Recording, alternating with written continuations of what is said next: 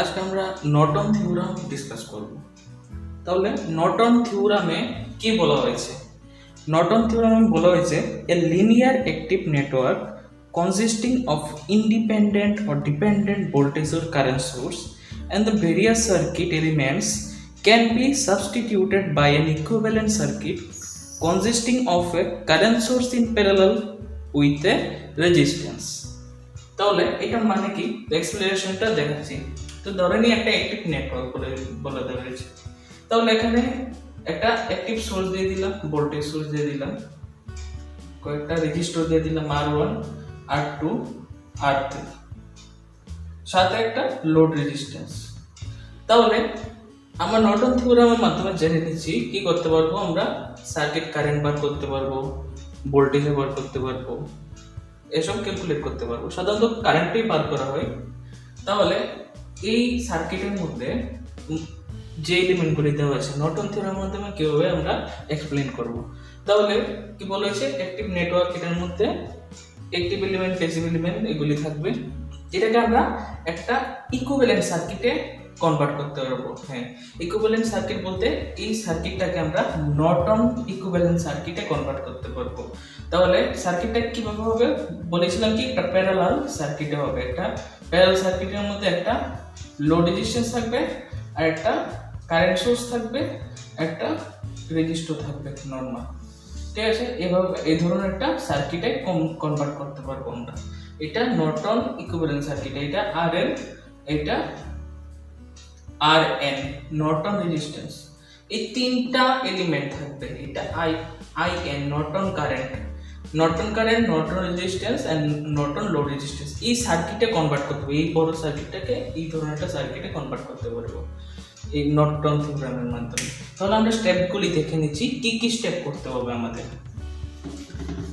তাহলে আমরা ফার্স্ট স্টেপে কি করব, সেম থেভেনিন থিওরাম যেভাবে দেখলাম, থেভেনিন থিওরামের মধ্যে আমরা কি করলাম, স্টেপ 1 এর মধ্যে শর্ট সার্কিট, আমরা থেভেনিন থিওরামের মধ্যে আমরা প্রথমত যে লোড রেজিস্ট্যান্সটাকে, এটা আরএল হবে, লোড রেজিস্ট্যান্সটাকে আমরা রিমুভ করে দিই। সেম নর্টন থিওরামের মধ্যে আমরা কি করব, লোড রেজিস্ট্যান্সটাকে আমরা স্টেটমেন্টটা দেব যে for finding short circuit current or Norton current we have to remove the load resistance. আমরা রিমুভ করে দেব এন্ড শর্ট সার্কিটেড, আমরা এটাকে শর্ট সার্কিটও করে দেব। সাথে রিমুভ করে দিতাম, আগে থেভেনিনের মধ্যে শুধু রিমুভ করতাম আর খোলা রাখতাম, কিন্তু নর্টনের মধ্যে আমরা রিমুভ করব এবং শর্ট সার্কিট করে দেব এটাকে। তাহলে এখান থেকে আমরা কি বার করব, শর্ট সার্কিট কারেন্ট বার করে দেব, শর্ট সার্কিট কারেন্ট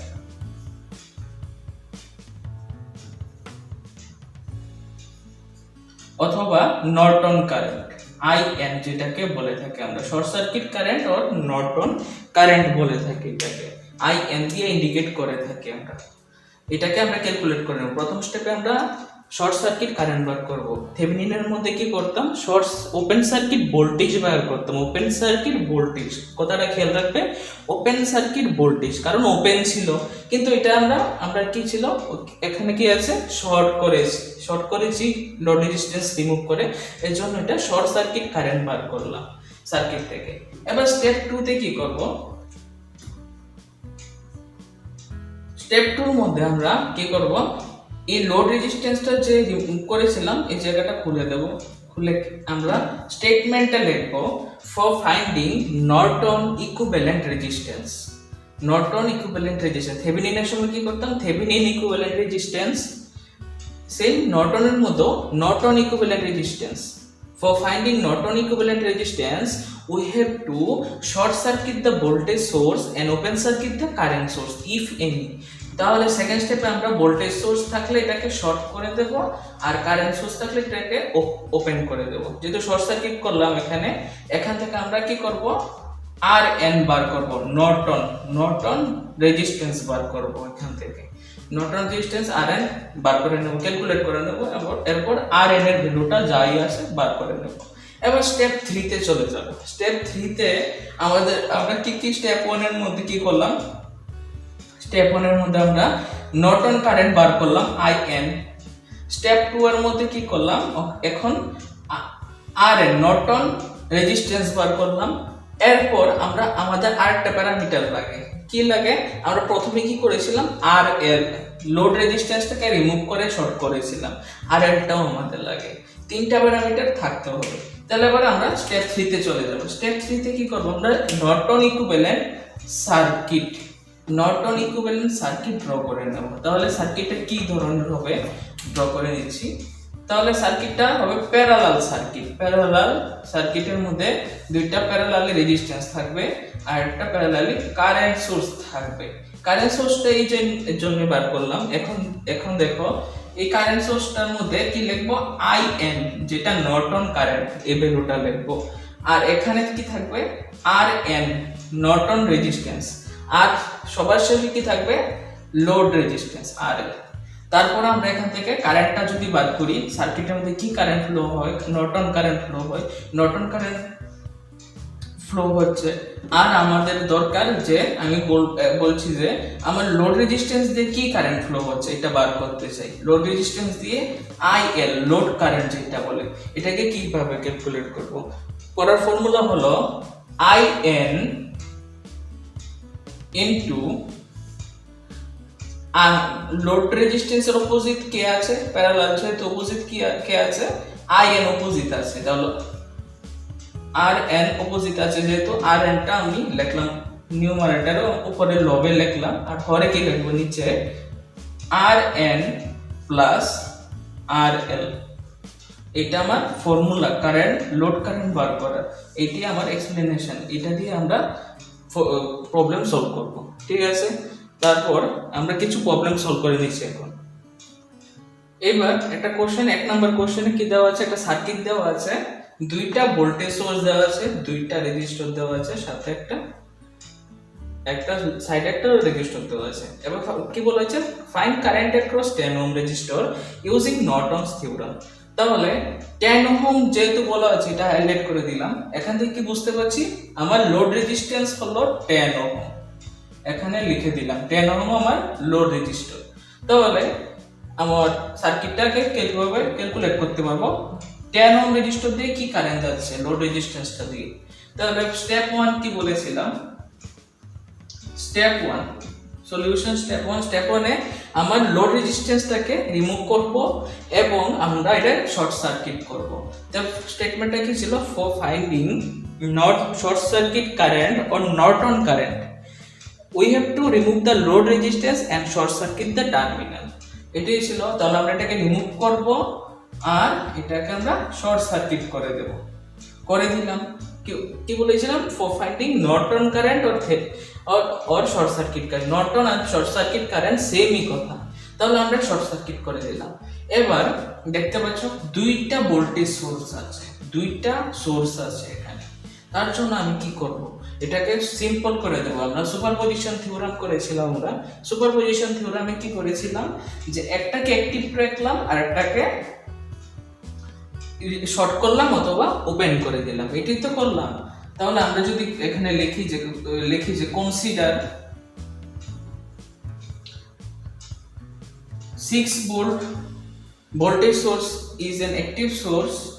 এটাকে যদি আমরা ই ধরি, E1 বা এটাকে E2 যদি ধরে নিই, তাহলে বলতে পারি E1 is an active source and E2 is replaced by short circuit। কারণ ভোল্টেজ সোর্স আমার কি হয়, শর্ট সার্কিট হয়। তাহলে আমরা এই সার্কিটটাকে যদি এভাবে লিখি, এই সার্কিটটাকে আমি মুছে নিচ্ছি এই জায়গাটাকে। সার্কিটটার মধ্যে একটা রেজিস্টর আছে এখানে 6 ওহম, আর কি আছে এখানে ছিল একটা ভোল্টেজ সোর্স, এটাকে আমরা শর্ট সার্কিট করে দিলাম। আর সাইডে এইভাবে আছে। ঠিক আছে, এটাকে আমরা শর্ট সার্কিট করলাম। কি করলাম, যে আমরা এটাকে অ্যাক্টিভ রাখলাম আর এটাকে শর্ট সার্কিট করে দিলাম। তাহলে আমার সার্কিটটা এমন ধরনের হয়ে গেল। এবার হ্যাঁ, অ্যাক্টিভ সোর্স রাখলাম এটাকে, আর এটাকে আমি শর্ট সার্কিট করে দিলাম। আমরা কি করেছিলাম, সুপারপজিশনে করেছিলাম নিয়মটা। এখানেও করবো, কারণ দুইটা সোর্স আছে এই জন্য, সুবিধার জন্য। তাহলে এটাকে আমরা কিভাবে ক্যালকুলেট করব। তারপরও দেখছি যে এখান দিয়ে একটা রেজিস্টর আছে, মনে করো কারেন্ট এবার ফ্লো হলো, এখানে রেজিস্টর আছে, এখানেও রেজিস্টর আছে।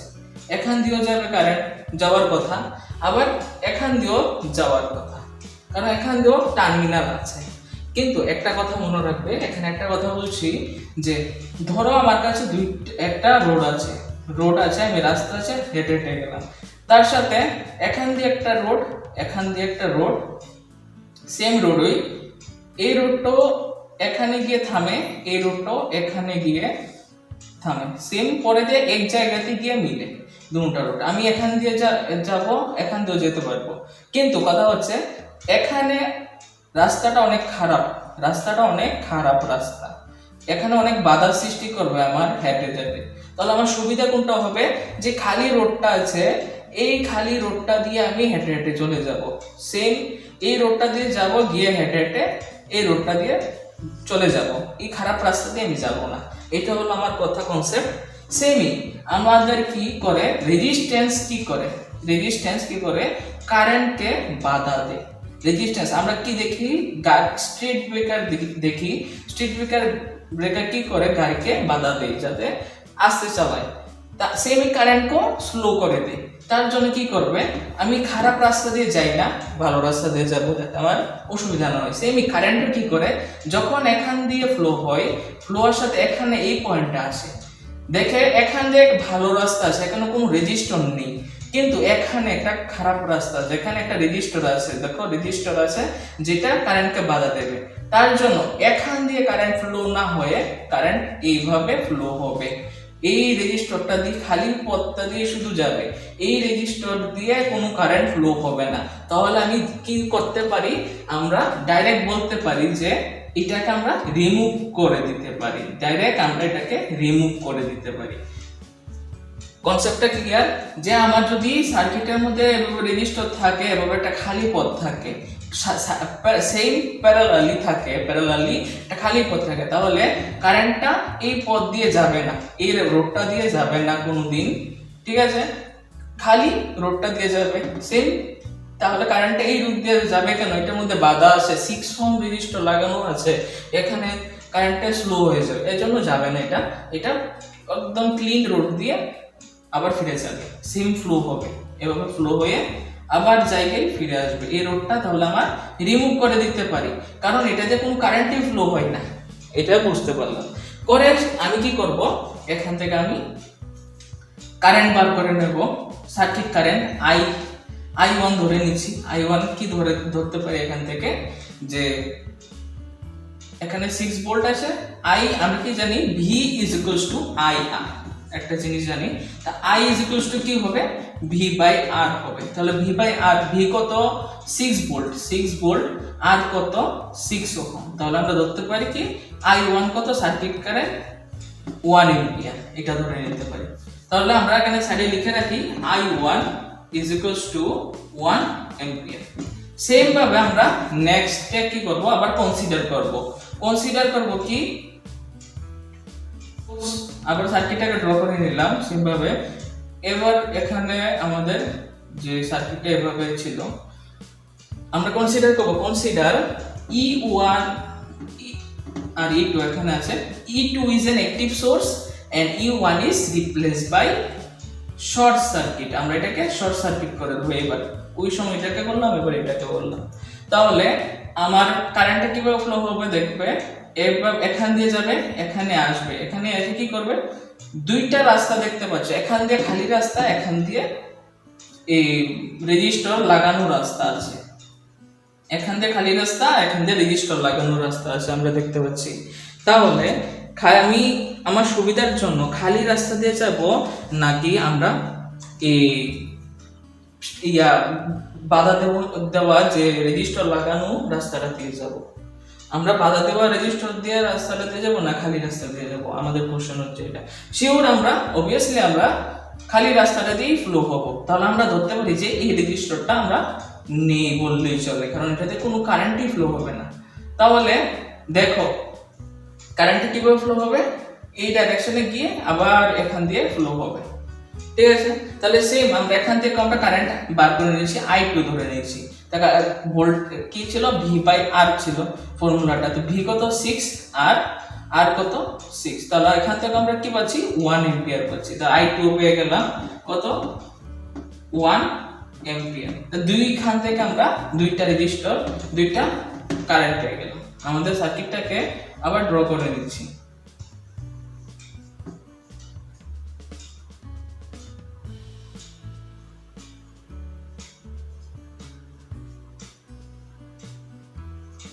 তারপর আমরা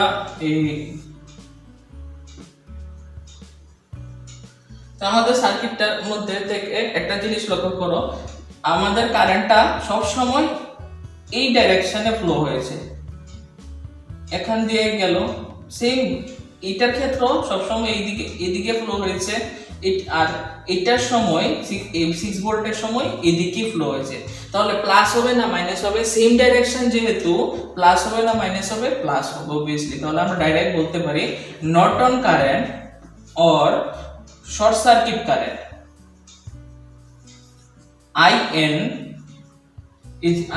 is equals to কি লিখতে পারি যে I1 প্লাস I2 লিখতে পারি। তা I1 কত 1 প্লাস 1, তাহলে আমরা এখান থেকে 2 এম্পিয়ার ক্যালকুলেট করে নিতে পারবো। তাহলে আমরা IN কত পেয়ে গেলাম এখান থেকে 2 এম্পিয়ার। এই স্টেপটা অনেক বড় লাগতে পারে, কিন্তু এটাকে প্র্যাকটিস করতে করতে হাতে আসবে। আমরা কি করেছিলাম, ফার্স্ট স্টেপে শর্ট সার্কিট করলাম, এটাকে আমরা সুপারপজিশন থিওরাম ইউজ করলাম। যে প্রথমে একটা কনসিডার করলাম যে এটা অ্যাক্টিভ সোর্স, এটা শর্ট সার্কিট, এরপর এটাকে অ্যাক্টিভ সোর্স, ওইটা শর্ট সার্কিট, এরপর এখান থেকে নর্টন কারেন্টটা বার করে নিলাম আমাদের সুবিধার জন্য। তারপর আমরা স্টেপ 2 তে চলে যাব। স্টেপ 2 তে আমাদের কি বার করতে হবে, আমরা থেভেনিনের সময় কি বার করলাম, থেভেনিন ইকুইভ্যালেন্ট রেজিস্ট্যান্স। সেমই স্টেপ 2 তে আমরা থেভেনিন নর্টন ইকুইভ্যালেন্ট রেজিস্ট্যান্স বার করব থেভেনিনের মতো। তাহলে ফর্মুলাটা স্টেটমেন্টে কি হবে, for finding Norton equivalent resistance we have to short circuit the voltage source and open circuit the current source if any। এটা হলো স্টেটমেন্ট, মানে হলো আমরা শর্ট সার্কিট করব কাকে, ভোল্টেজ সোর্স যা ওই থাকবে এটাকে আমরা শর্ট সার্কিট করে দেব, আর কি করব কারেন্ট সোর্স থাকলে এটাকে ওপেন করে দেব। আর এই যে লোড রেজিস্ট্যান্সের জায়গাটা এটাকে আমরা আবার আগের মতো করে দেব, এটাকে আমরা মানে ওপেন করে দেব, খুলে এখান দিয়ে RN লিখে দেব। এখান থেকে আমরা RN ক্যালকুলেট করব, নর্টন ইকুইভ্যালেন্ট রেজিস্ট্যান্স। তাহলে যদি আমরা এটাকে সেম সোর্স ধরে নেই, তাহলে কারেন্টটা ফ্লো হবে। কারেন্টটা ফ্লো হলে এই পয়েন্টে আসে একটা ভাগ হয়ে যাবে, আবার এখান থেকে আরেকটা ভাগ চলে যাবে। তো বুঝতে পারলাম এটার সাথে 6 এর সাথে 6 প্যারালাল। তাহলে কি করব, 6 প্যারালাল 6, তাহলে এটা কি করতে পারি, 6 মাল্টিপ্লাই 6 সাম উইথ 6 করে দিলাম। তাহলে এখান থেকে কত পেলাম, 36/3